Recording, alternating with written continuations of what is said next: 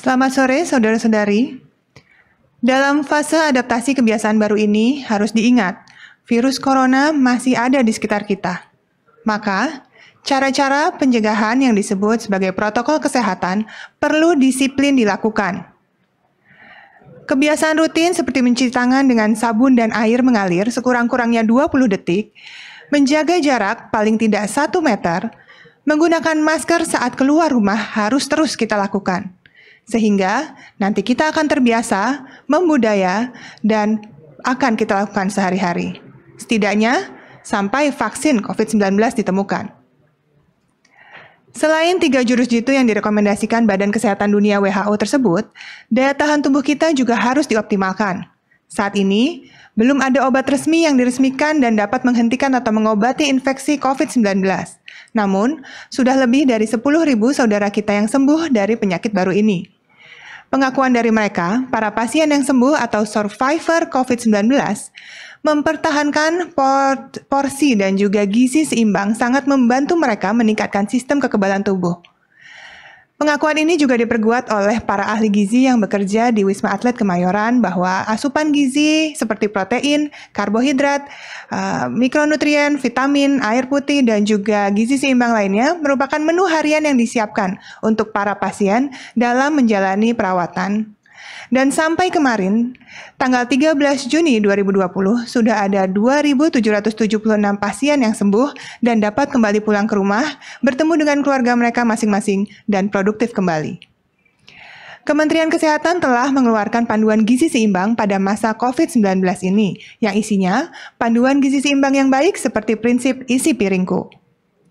Pertama, makan makanan bergizi seimbang ya, dalam makanan yang kita konsumsi sehari-hari harus mengandung sumber karbohidrat.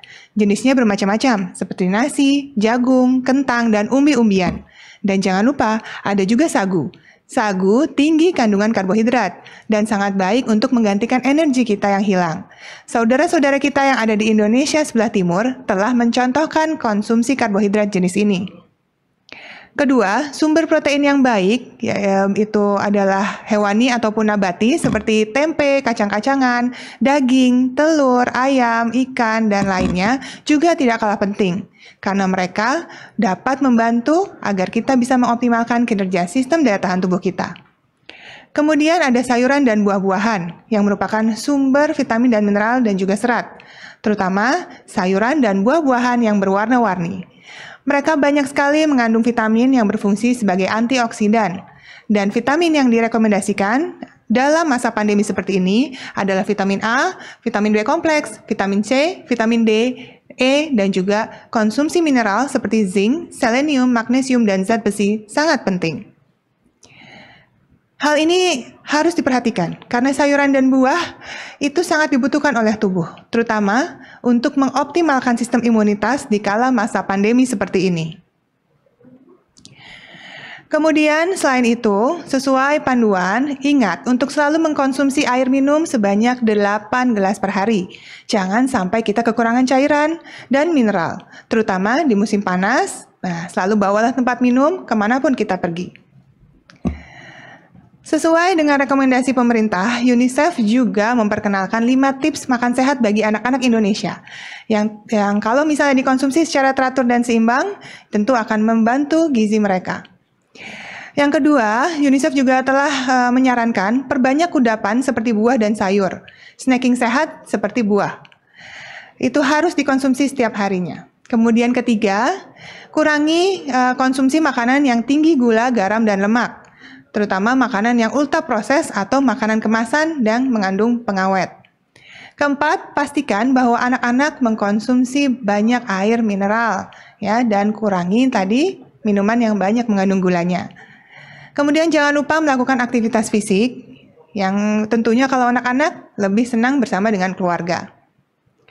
Tips hidup sehat di atas dapat membantu kita untuk meningkatkan kesehatan dan tentunya akan lebih baik lagi kalau dikombinasi dengan istirahat yang teratur dan tidur yang cukup, terutama tidur yang berkualitas di malam hari. Olahraga dan aktivitas fisik yang teratur itu juga penting, ya tentunya disesuaikan dengan kemampuan dan kondisi fisik masing-masing individu. Kalau kita berolahraga secara rutin dan teratur, ini akan dapat mengoptimalkan daya tahan tubuh kita juga. Olahraga juga dapat menurunkan hormon stres sehingga memberikan kekuatan tambahan pada sistem kekebalan tubuh kita. Nah, bagi saudara-saudari yang besok sudah terpaksa untuk bekerja di luar rumah, sebaiknya selalu membawa bekal makanan yang gizi seimbang dan terjamin kebersihannya. Dan kalau misalnya hendak membeli di luar, sebaiknya perhatikan kebersihan dari sisi penjualnya maupun lokasinya.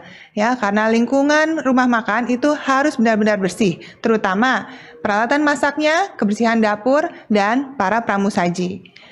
Kalau bisa, manfaatkan pilihan pesanan untuk dibawa pergi atau take away. Ya, untuk disarankan juga semuanya harus membawa tempat makan atau tempat minum dan juga peralatan makan sendiri seperti sendok dan garpu dari rumah.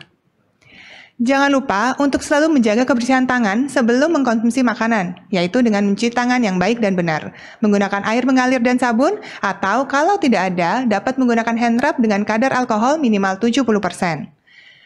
Panduan kesehatan ini sebenarnya sudah lama digaungkan dan mungkin tidak asing lagi di telinga kita. Tapi kini, ini adalah saatnya untuk benar-benar mempraktikannya dalam keseharian kita. Inilah yang kita sebut sebagai adaptasi kebiasaan baru.